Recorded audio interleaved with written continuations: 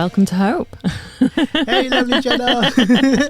Would you like to start by telling people who you are and where people can find you on socials? Cool. I am Trishul Vadi. I'm an osteopath and chiropractor. I'm based in South East London in Bromley.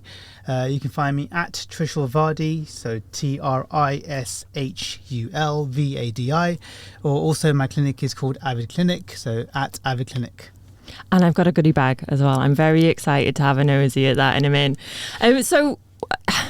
So I first saw you on TikTok, it would have been, and you're quite big on the socials. I saw you got a Snapchat and everything. I do.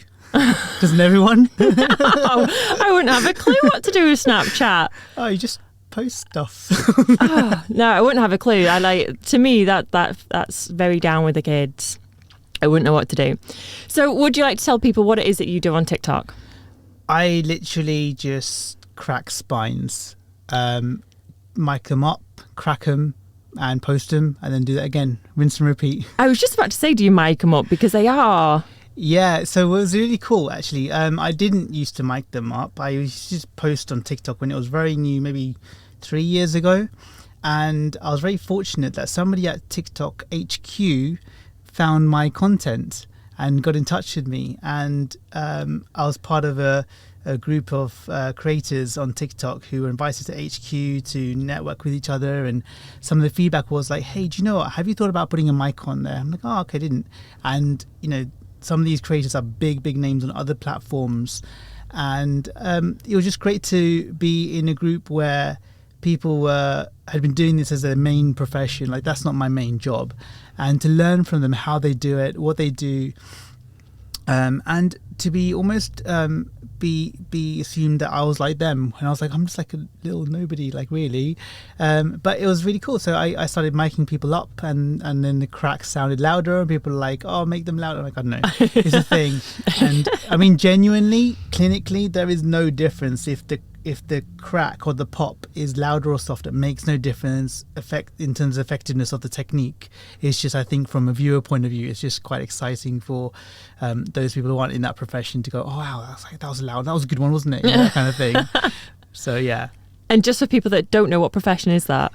That's chiropractic and osteopathy. So they both are different professions, but there is a bit of crossover in terms of methodology and ideology and things of that nature. But essentially, I'm qualified in both. In the UK, there's only 3 of us who are actually on both. So I'm on both registered, which is kind of cool.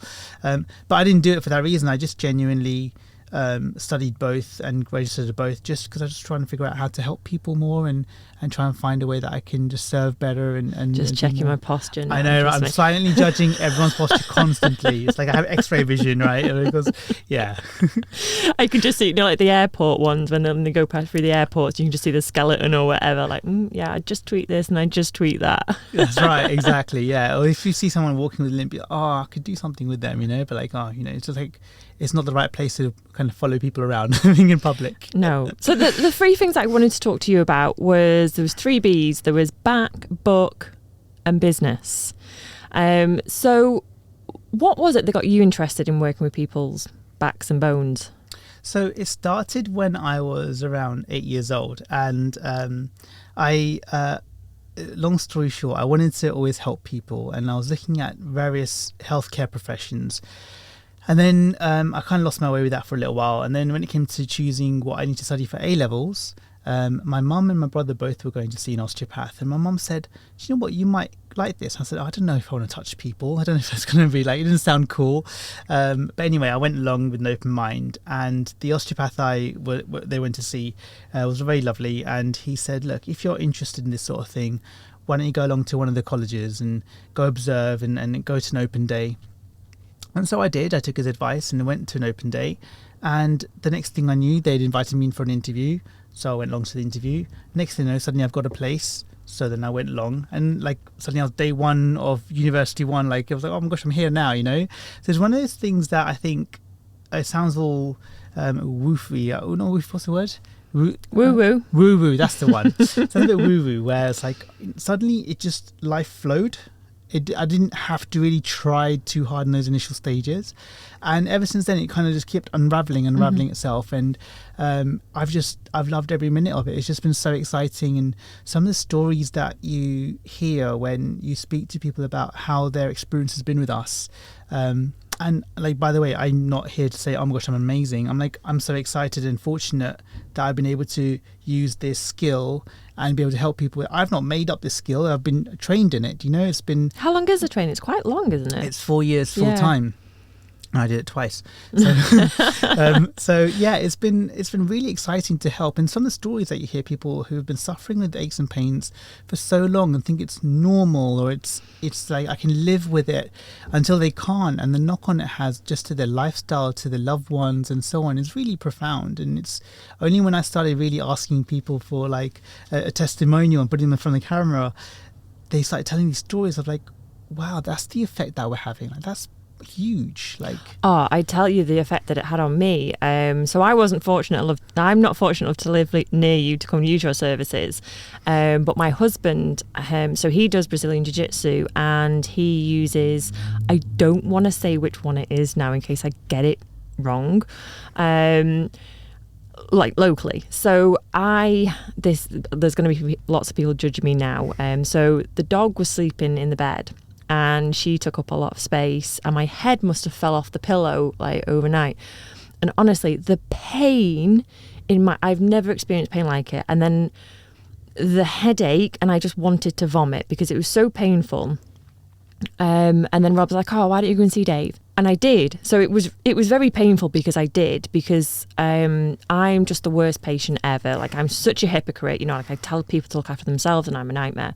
So I went, and it was just such a relief. It was such a relief. I don't know what he did. I don't know what any of the technical kind of maneuvers are or anything.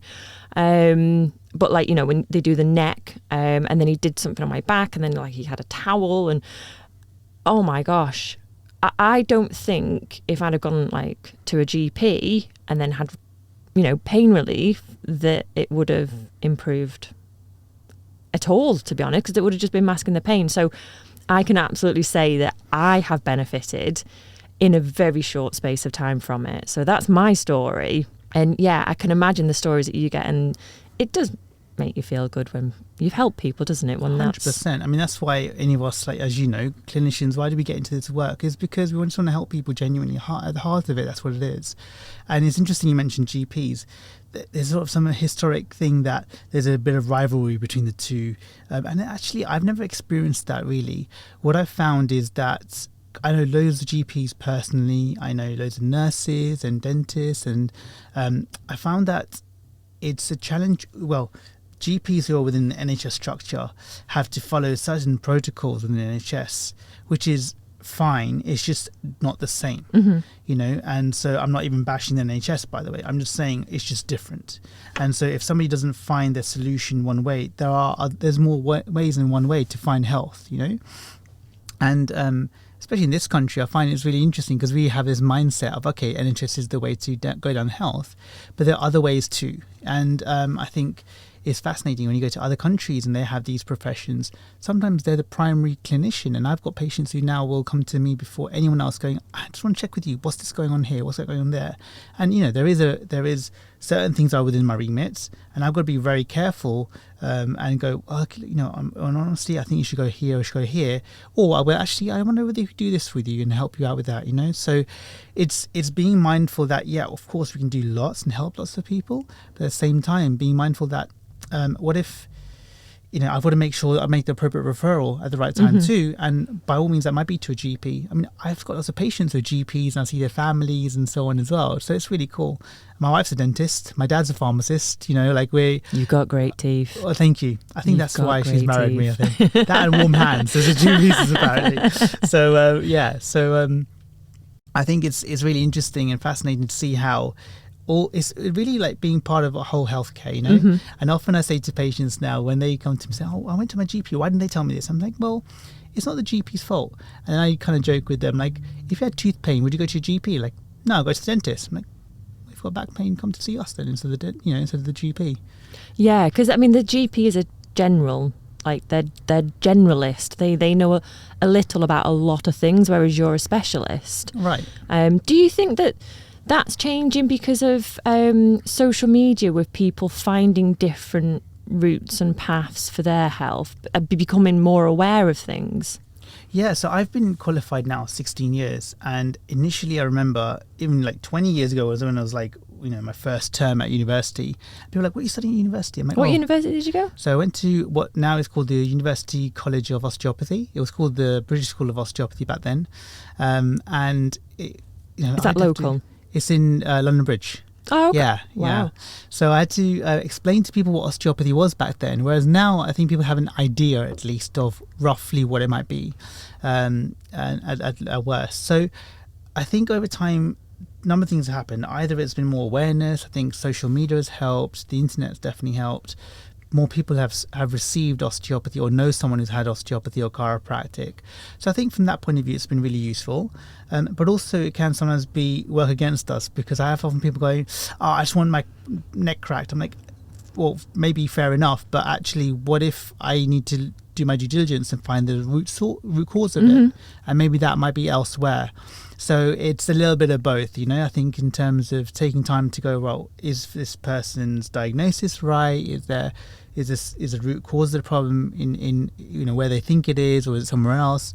And we'll take a time to do that first before we kind of just blindly crack people. And and also sometimes people get afraid. They're like, I don't want my back cracked. I'm like, well, I'm not ninja. I'm not going to do that without your consent. We're clinicians. We have to have got a level of professionalism to go through case history and clinical testing and diagnostics, and then work out a treatment plan, and then apply that, and then retest. Is that treatment plan working? Is it not? Reconsider what's going on and go from there. I was in India before it kind of everything locked down, and I think I'd gone for a foot massage. I think that's what it was. Yeah. No, it would have been an Indian head massage, and then she started to do my feet. That was it. So at first I was a little bit like, you don't get this at home. No. And then she was doing my head, and then she sat me on this different chair, and then was doing my feet, and then she started like I don't know, like just walking up my back, and then all of a sudden she did my neck. I mean, don't get me wrong, it was like, oh my gosh, that feels amazing. I was not expecting that at all. Was not expecting that. And I know that if I'd have known that's what she was doing, I probably would have got a little bit nervous before. And when I have had it done previously, there is a little bit of me that's kind of in conflict. I'm very much like, relax. But I do naturally want to tense up and kind of, I guess, protect myself. So what would you say to a nervous patient then is it just relax? Is that just the best? Well, I mean, the thing is, though, these aren't techniques, they're philosophies. So it's not what we're doing. It's not about cracking the neck. It's why are we cracking that specific joint? Or I should use all my colleagues are going to hate me using the word cracking so much. But why are we adjusting, or why are we manipulating that joint? And is a deeper reason clinically behind that, But interesting you say about India, because I've had a retired Indian Army general came over, and he, in India, if you go for a haircut, they crack your neck. Right, it's just part of the treatment. It's part of the thing. And he said he never gets it done because he's just freaked out by the whole thing. And anyway, long story short, his condition was such that I had to adjust his neck. And I'm like, I just need to do this thing. He goes, oh, that's fine. I trust you completely. It's just like he's like the only person I know in all of India who doesn't get his neck done when he's getting a haircut. But everyone else is just kind of part of the thing, I think it's just down to, if you're a nervous patient, I guess, not too different to dentistry sometimes, like, or any nervous patient, like, find out what it is that you need to have done. Is that the only route? Is there another route that we can, help in the same way? Maybe there's another route that's going to be more comfortable for you. Maybe it might be less effective, take more time and effort, but maybe that's going to be better for you. Who knows? There's a conversation. It's a two-way thing. It's not like a dictatorship that we go, this is the only way to do it, So I say it to my patients. I'm like, look, this is going to be the best thing if that's the case for them. But maybe there's more than one technique. so we can do other ways that we can get to the same source, same solution, but just try and work a different way. Or build that trust up with you over time as well. Maybe, yeah. I mean, or sometimes, I've got a patient right now who I have to take my time with her for her neck, because she just has some deep set historical things that have happened around the area, and she's fine with me adjusting her neck, but it just takes the time to build herself up to let that area be manipulated, So things like that, it's just taking time with it and getting to know your patient and getting to know your practitioner as well. So if you were to give 3 do's and 3 don'ts for you to help your back, what would the 3 things you would tell people not to do and the 3 things you would ask them to do? Nice, easy question, Jenna. Yeah, thank you so much. Is it easy? No. Oh. It's because everyone's so different. I'm of the view that there isn't anything you should or shouldn't do. I thought you were going to say 3, just 3. I could give you 23. No, I'm I believe that you should be able to do whatever you want. It comes from how I analyze any patient is, what is the deathbed question? So it's like, if they were on the deathbed and they could look back at their life and go, do you know what? I did everything I wanted to do. So what's on your list now? Whereas if they're like, I wish I did that, but because of my back, I didn't. And so for me, that's where I start with my patients. I'm like, it doesn't matter what I give you formally. What's more important is you as a person. What is important to you in life? If I can make your shoulder work better, but if you can't throw a ball to play catch with your kids, what difference does it make? So it's not about saying, I should do this or shouldn't do that. I'm more of a view that, what is your goals? How can we tweak things to make sure that you achieve your goals? And that's a whole other question. No, I like that though. And I think that very often so we would talk about person-centered care in nursing, and very often it was the person who was writing the care plans, it was their goals for that person, rather than actually involving the person and saying, well, what do you want to achieve? I like that. We are in a little car park at the moment, so if you do hear trolleys or anything moving around, it's the only place I could fit because the van's so high. So if you hear trolleys bashing around, hopefully not into the van. And I don't know whether that's going to be something that's kind of like a novelty and it's like quite a nice thing about the podcast, or whether it's going to start to annoy people. But there's only one way to find out. Just give it a go. Let's see. You give some feedback. all the external noises. Normally it's like a car park barrier, like knee-gnawing up. Maybe you should have a sign on the van saying "knock here." Yeah. See how many knocks you get during the podcast. I need a recording in one of those red lights. The record on air ones. That would be cool. That'd be awesome.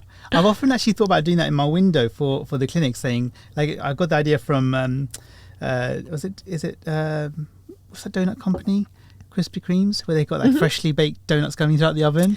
I want to do one adjusting live now kind of thing, That would be kind of cool, but I don't know. Oh, we should make that happen. I want to see that. All right, yeah, cool. yeah. All right. My husband gave me the idea of getting a doormat. So when it rains, I have actually got a little Hoover, but the battery ran out. Sorry about that mess. It's pretty clean here, to be fair. It's all right, isn't it? It's not bad. Yeah. He suggested about getting a doormat that says "Hello, you lovely people" on. So that's in the pipeline. Awesome. I'm going to look at getting one of those. I think definitely with the lighting as well, you could definitely do that up in here somewhere. Yeah, it's all right. So I've completely lost why I'm talking about doormats now. But what I was going to say was, so how was your kind of career span? So 16 years, you're now big on social media. Was that part of the 5-year plan to take over TikTok? No. So how have you got from qualifying to now? What has that journey looked like? And if someone was listening to this that was thinking about doing a similar thing, I guess, what would your lesson be? What would you say to them? So I guess, the fact that you even asked me makes me feel like, my God, am I in that position to even answer that question? I didn't even know if I would put myself up there. But I would say that, you got to choose what you're going to be happiest doing. You got to choose what you find. I was very lucky that things became in flow. I think I was very, very fortunate that happened to me. But I was also very open-minded. I was like, let me just see what happens. Because if I hadn't been open-minded and been very like, oh no, I don't do that, I would have never found what my true calling is. And so I would say, if you are looking to help people in a way. And every business, every person's trying to help someone in some shape or form. But it's finding out what you enjoy doing, because then you will just do whatever it takes. And, you know, we're here at 8 o'clock in the morning to 8 in the evening, you know, and it's like, why would you do that number of hours? Like, why would you, in a private clinic, when you can set your own hours, why would you do those number of hours?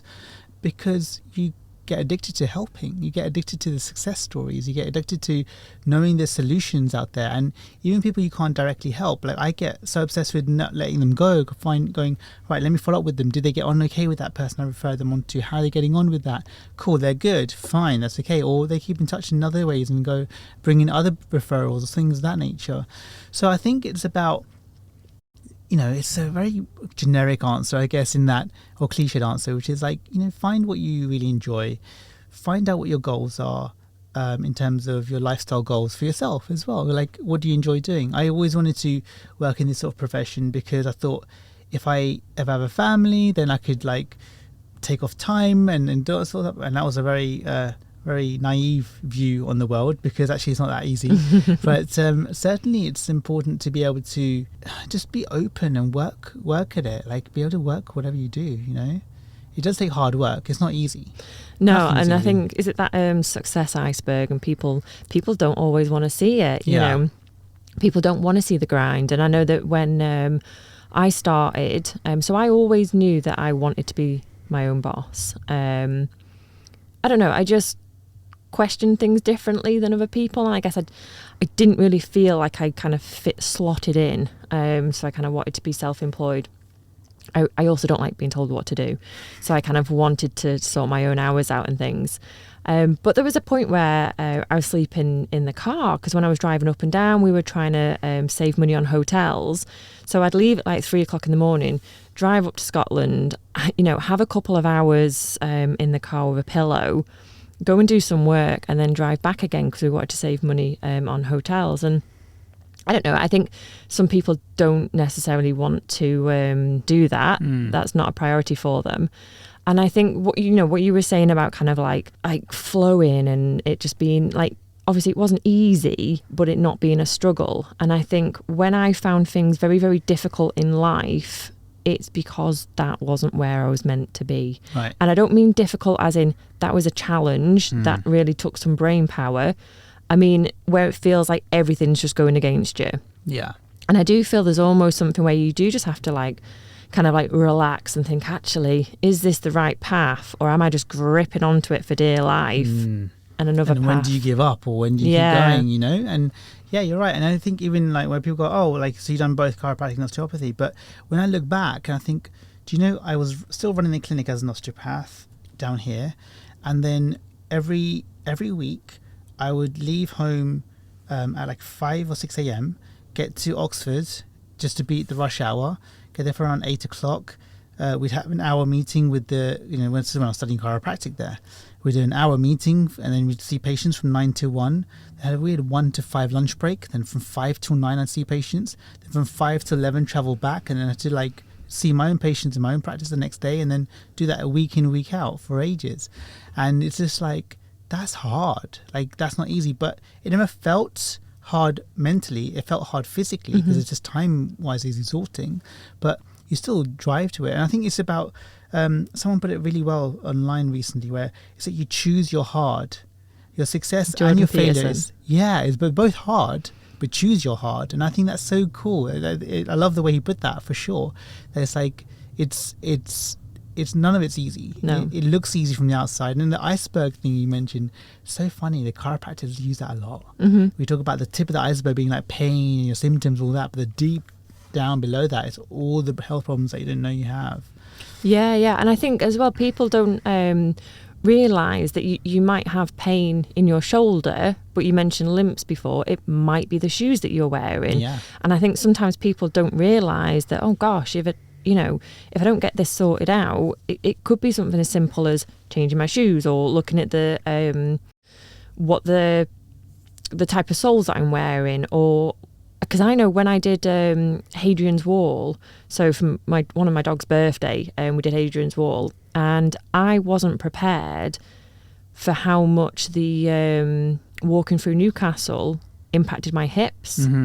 because I'm used to like long walks, mountains and soft ground. I say that like I climb mountains all the time, like I'm not particularly fit. I just I'm unprepared and say yes, but that's the ground that I'm used to walking on. And then when I was actually walking long periods through Newcastle on the pavement, oh my gosh, the pain in my hips. So yeah, looking at your lifestyle and looking at how it impacts you could be impacting another part of your body and that people might not realize. But like, if somebody like you came along to me as a patient, I could have several versions of an answer that I would next ask, which is, so is that something that you'd like to do more often? Yes. Okay, cool. Let's then get you stronger so that you can then do more of that.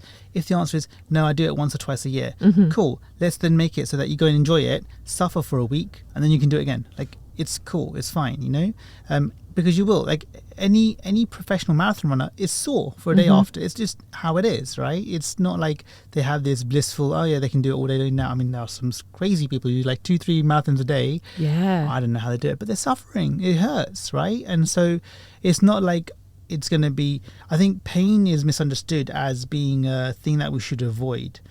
And actually, if you reassociate your relationship with pain as pain being a tool, and I often think of it like an alarm, where it's like it's just showing you there's something not quite right. How serious that is then different. You know, you have to kind of weigh up what that is.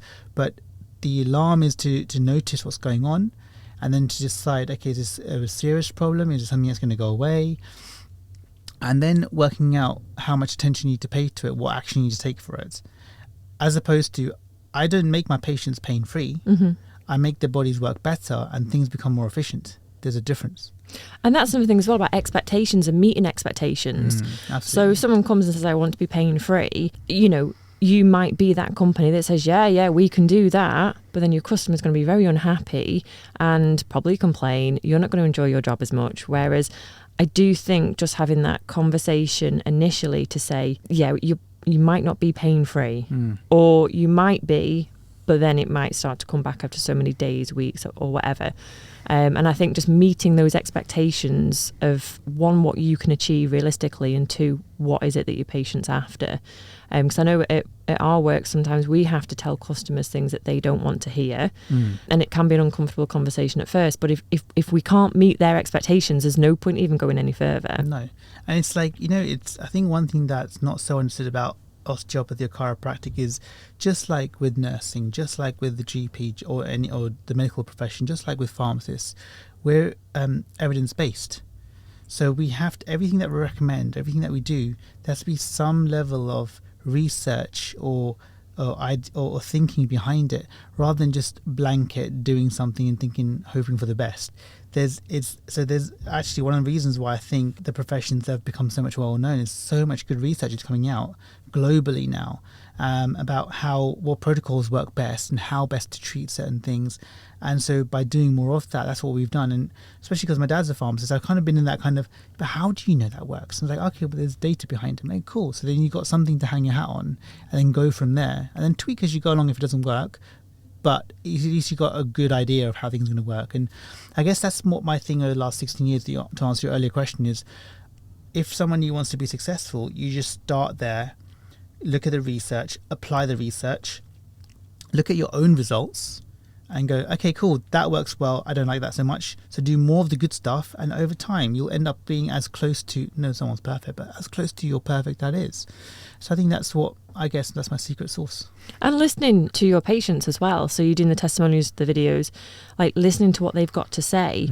And I spoke with Lindsay from Neo Walks, and I think it might have been the colour of the walking sticks I was asking her about maybe. And she's like, I just ask the customers. Yeah. And that seems such an easy thing to do, but so many people want to go and help, but they want to help in their way. And sometimes they forget to ask the people that they're trying to help. And asking the customers, testimonials, and finding out what's important to them as well. That's right. So you have got a book. I do. Again, was that part of your plan? Did you think you were going to... You know, it's one of the things you kind of go, that'll be nice. One of the things you think as a kid, like, oh, that'll be nice. Oh, that's his alarm. We do need to... oh my gosh. Time has gone by quick. What time is it? It's 2:30. 2:30. Do you need to leave in 3 minutes? Yeah. Oh, that was good timing then. Not bad. Tell us about your book. So you know when you think, oh, that'd be nice to have a book, and then it kind of just, you know, just sort of happened. It was one of those things that just sort of, I started writing stuff and putting it together, and then it just formalized it. And nowadays, I think it's so much easier than ever to publish a book, because it's self-published, by the way. But I just thought I didn't want to go down the friction of finding a publishing house and do that. I had to look at some of them. I thought it's just going to take forever, so I'm just going to publish it myself. And Amazon's great for that. So I just uploaded it, published it. It became an Amazon bestseller, which was really cool, which was really exciting. So that was nice. So that was last year, just under a year ago. Now we published that book. Can I ask you about the process of it? For me, so I am very much kind of videos, sound. The thought of me writing a book just feels like something that is unachievable. So what was the process of writing a book? So I'm like you. I can talk forever. Writing is like, oh, do I really want to write? So I basically amalgamated a whole bunch of stuff that I've published, stuff that I haven't published, just things that I've just say on a regular basis, where that all comes from. There's some research in there as well, and it just became just formalizing all of that process, really. I mean, a lot of it, if you like, my editor was my wife. She kind of would help reread things and put it together, tweak things and put them in right places and things like that.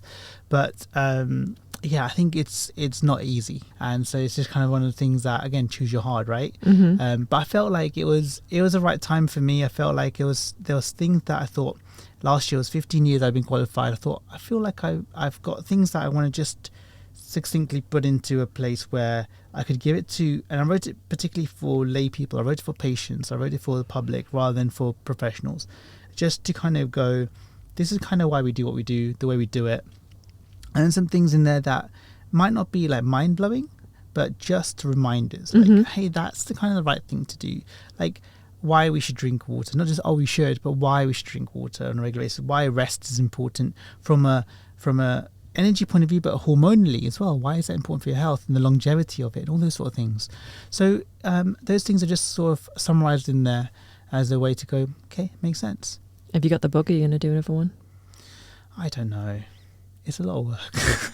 I might use your wife as an editor then. I do want to do one. I want to do one with my husband about work and call it Married to the Job. Cool. So yeah, I don't want to make you late for your patient. Were there any questions that you thought I was going to ask you that I didn't? No. Books, business, backs. Yeah. Covered it all. Thank you very much for spending your lunch break with me. I really appreciate it. No problem. And I'll see you again soon. Lovely to have you. Oh no, love you for you. Other round. I'm so used to come being in the back host. of your van in a car park. You've got to reword how you invite people. I think that's for sure. I was really worried about being abducted today. I'll be honest. Yeah, we'll think about how we can educate the audience. Yeah, absolutely. It's completely safe. About 14 people know where I am right now, so I thought, in case I get lost today, just make sure you hunt me down. Location. Yeah, like Lidl's security car park. Like make sure the camera's on. I need to go and buy some bakery products before I get a ticket as well. Sure. Right, cool. I'll let you go. I'm not going to be late. Super. I'm not going to make you late. Thank you. Thank you very much for today. Thanks, Bye-bye. Jenna.